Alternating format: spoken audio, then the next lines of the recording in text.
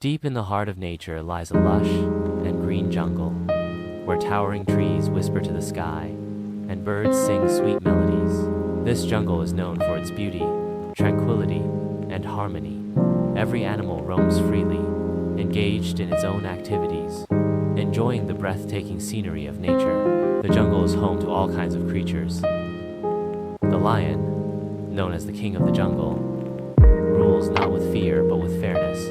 The elephant is admired for its wisdom and strength, while the deer enchants everyone with its speed and elegance. Birds perch on branches, filling the air with their melodious songs.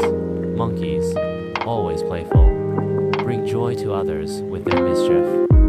But what makes this jungle truly special is its sense of unity. Every creature lives together in peace and respect. If any challenge arises, they face it as one. One day, a severe drought struck the jungle. The river began to dry up, and the animals grew worried. But instead of panicking, the elephant, deer, monkeys, and other animals joined forces. They dug a deep trench near the river, hoping to bring underground water to the surface.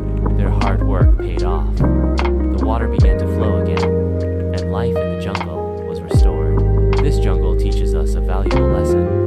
Real strength lies in unity.